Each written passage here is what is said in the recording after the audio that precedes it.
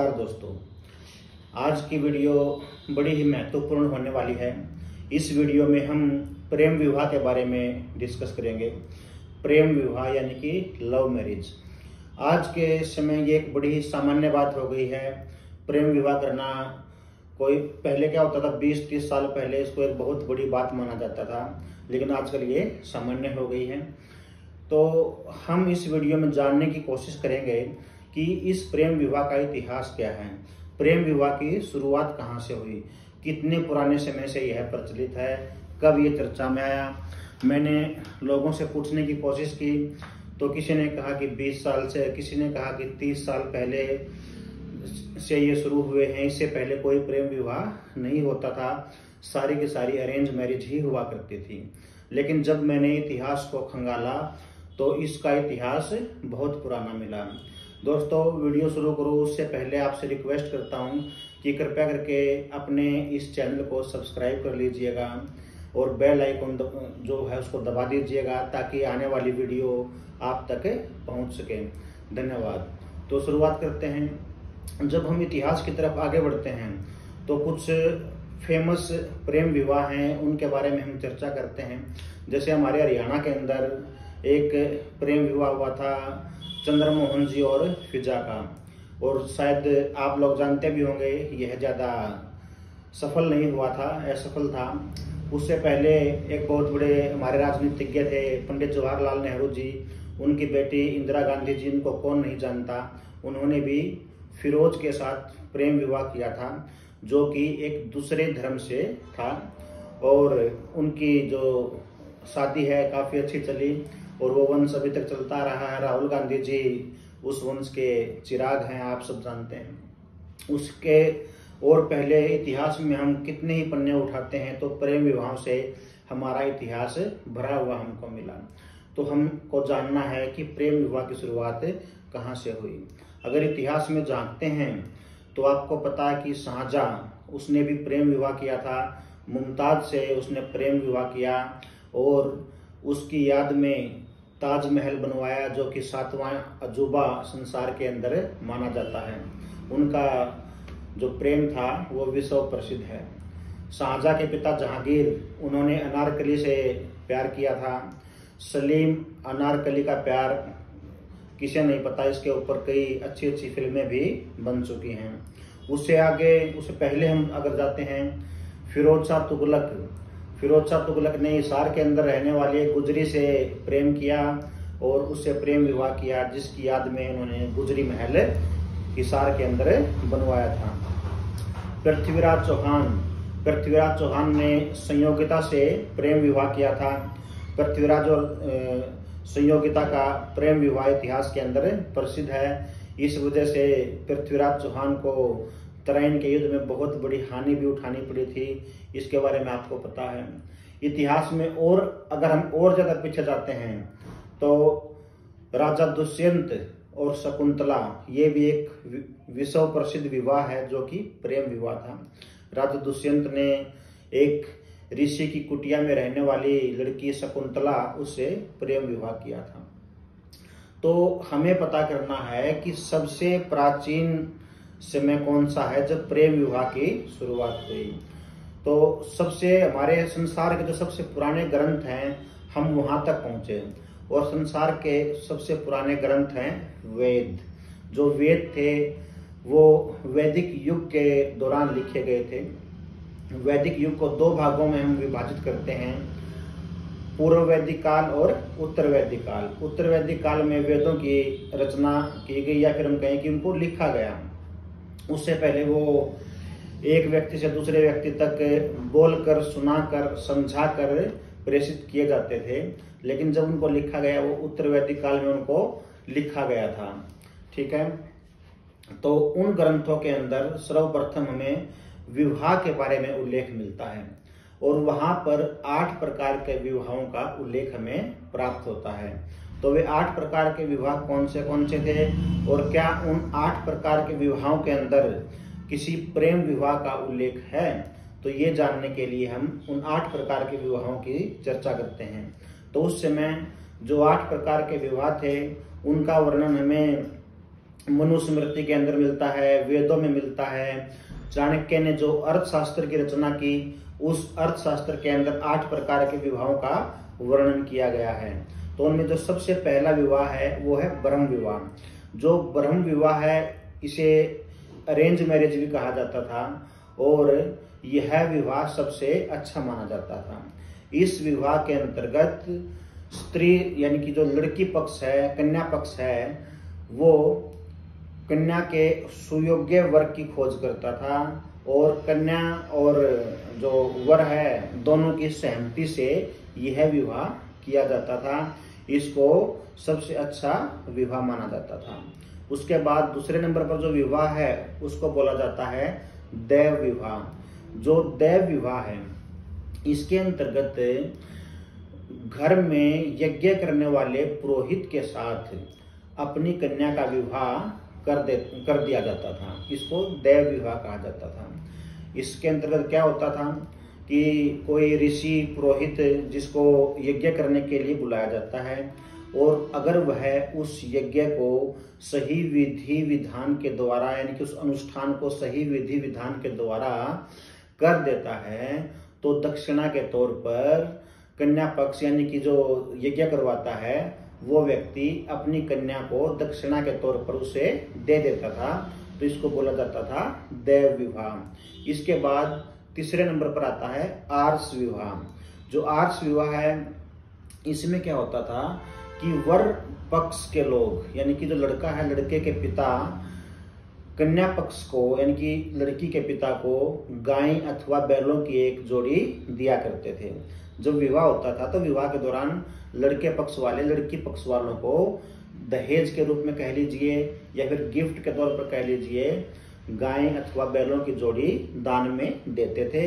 इसको बोला जाता था आर्ष विवाह। और चौथे नंबर का जो विवाह है उसको बोलते थे प्रजापत्य विवाह। जो प्रजापत्य विवाह है इस विवाह को कन्या का पिता कन्या की सहमति के बिना किसी अभिजात वर्ग के व्यक्ति के साथ उसका विवाह करता था। जो कन्या का पिता है वो बिना कन्या की सहमति से उसका विवाह किसी अभिजात वर्ग के व्यक्ति से करता था। अभिजात वर्ग मतलब किसी ज्यादा पढ़े लिखे धनी या फिर प्रतिष्ठित व्यक्ति के साथ उस लड़की का विवाह कर देता था। इसमें कन्या की कोई भी सहमति नहीं होती थी। जिस प्रकार से आजकल हमारे यहाँ लड़की के लिए डॉक्टर इंजीनियर देखे जाते हैं, भाई डॉक्टर से शादी कर दी, इंजीनियर से कर दी या फिर किसी और अमीर व्यक्ति के साथ लड़की की शादी कर दी और उसमें लड़की की कोई भी सहमति नहीं है, वो विवाह इस विवाह के अंतर्गत आता है यानी कि प्रजापत्य विवाह के अंतर्गत आता है।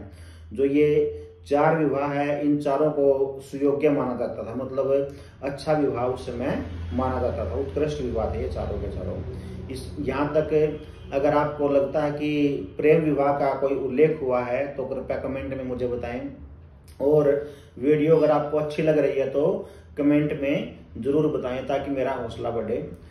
इसके बाद 5वें नंबर का जो विवाह आता है वो है असुर विवाह। असुर विवाह के अंतर्गत क्या होता था, इसमें कन्या को खरीद कर उसके साथ विवाह किया जाता था। यानी कि वर पक्ष जो है वो कन्या के पिता को धनराशि दे करके कन्या को खरीद लेता था और इस प्रकार से उसके साथ मतलब विवाह करता था। जैसे अगर प्राचीन काल में इसका आप कोई उदाहरण देखते हैं तो सबसे अच्छा उदाहरण मैं आपको बताऊं, राजा दशरथ और कैकेयी का विवाह। जो राजा दशरथ और कैकेयी का विवाह है वो इसके अंतर्गत आता है। और आजकल जब हमारे हरियाणा में गाँव में अगर किसी लड़के की शादी नहीं होती है तो वो बिहार से, असम से ये इस प्रकार से कन्या के पिता को पैसे दे करके कन्या से विवाह करके आते हैं, तो वो भी इसी के अंतर्गत आता है। उसके बाद नेक्स्ट आता है राक्षस विवाह। जो राक्षस विवाह है इसके अंतर्गत क्या होता था कि कन्या का अपहरण करके उसके साथ विवाह किया जाता था। ये राजा महाराजाओं में या फिर क्षत्रिय कुल के अंदर ज्यादा प्रचलित था। वो जिस प्रकार से युद्ध हुआ और युद्ध में कोई राजा हार गया तो हारे हुए राजा की कन्या के साथ जो जीता हुआ राजा वो जबरदस्ती विवाह कर ले तो उसको इस प्रकार के विवाह का उदाहरण माना जाएगा। ये एक राक्षस विवाह कहलाया जाएगा। यानी कि इसमें क्या करते थे, अपहरण करके, कन्या का अपहरण करके उसको ले जाते थे और उसके साथ विवाह कर लेते थे। इसके बाद 7वां जो प्रकार है वो है पैशाच विवाह। पैशाच विवाह, इसको सबसे नीच और घटिया प्रकार का विवाह उस समय माना गया था। इसमें क्या होता था, इस विवाह के अंतर्गत कन्या की मदहोशी का लाभ उठाकर उसके शरीर को प्राप्त किया जाता था। यानी कि इसमें जो कोई भी लड़का है वो मदहोशी की हालत में, जब कन्या मदहोशी का, जैसे वो निंद्रा में है या फिर उसको आप नशे की कोई डोज दे देते हैं या फिर उसका मानसिक संतुलन सही नहीं है, तो इस प्रकार से अगर उसकी स्थिति है और उसका लाभ उठा करके लड़का उसके शरीर को प्राप्त करता है तो वो विवाह इसके अंतर्गत आता है। यानी कि बाद में फिर उनका विवाह हो जाता है। जिस प्रकार से आजकल ये बाबू सोना ऐसा करके झूठ बोल के बड़े बड़े सपने दिखा करके जो लोग मतलब आपस में दोस्ती करके और लड़कियों को फिर धोखा देते हैं, और अगर बाद में धोखा देने के बाद अगर उनकी शादी हो जाए तो वो पैशाच विवाह के अंतर्गत आएगा।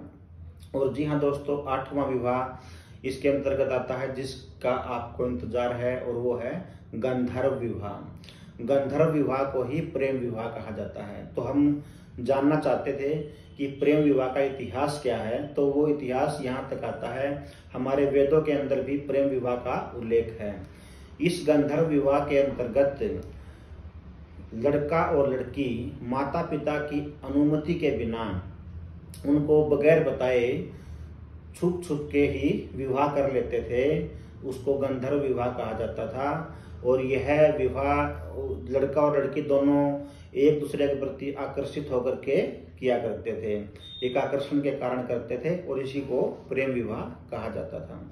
और आजकल जो ये बाबू सोना वगैरह ये आपस में विवाह कर लेते हैं तो इसको भी प्रेम विवाह का दर्जा दे दिया जाता है, लेकिन प्रेम विवाह की परिभाषा एक अलग ही है।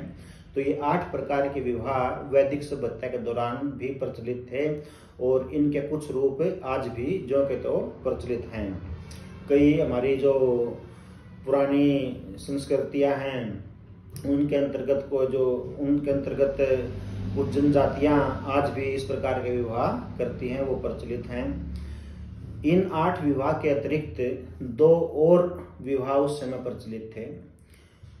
उन विवाह के अंतर्गत आता था, एक होता था अनुलोम विवाह। अनुलोम विवाह में क्या होता था कि जो लड़का है वो उच्च वर्ग का होता था और लड़की निम्न वर्ग की। अगर लड़का उच्च वर्ग है और लड़की निम्न वर्ग है और वे दोनों किसी भी प्रकार से, जैसे पैशाच विवाह, गांधर्व विवाह, किसी भी विवाह के अंतर्गत अगर वो लोग विवाह कर लेते हैं तो उसको क्या कहते थे, अनुलोम विवाह कहते थे। और दूसरा होता था प्रतिलोम विवाह। प्रतिलोम विवाह के अंतर्गत जो लड़का है वो निम्न वर्ग का होता था और लड़की उच्च वर्ग की होती थी। अगर लड़का निम्न वर्ग और लड़की उच्च वर्ग और ये दोनों किसी भी कारणवश आपस में विवाह कर लेते हैं तो उसको बोला जाता था प्रतिलोम विवाह। और इन दोनों विवाहों के कारण ही जातियों की शुरुआत भी हुई थी, क्योंकि प्रारंभ में तो वैदिक सभ्यता के दौरान सिर्फ 4 वर्णों का उल्लेख मिलता है, और जब ये जो वर्ण है इनके आपस में इंटरकास्ट या फिर इंटरवर्ण मैरिज होने लगी तो उसके बाद से ही जातियों का निर्माण हुआ। भिन्न भिन्न प्रकार की जातियां हमारी बनी हैं। तो प्रेम विवाह का इतिहास तो दोस्तों उतना ही पुराना है जितनी पुरानी ये दुनिया है। तब से चले आ रहे हैं, आज भी चल रहे हैं और भविष्य में भी चलते रहेंगे। कुछ सफल हो जाते हैं और कुछ असफल हो जाते हैं। तो वीडियो आपको कैसी लगी, आशा करता हूँ आपको बहुत पसंद आई होगी। और अगर आपको ये वीडियो पसंद आई है तो दोस्तों कृपया करके इसको शेयर कर दीजिएगा। धन्यवाद।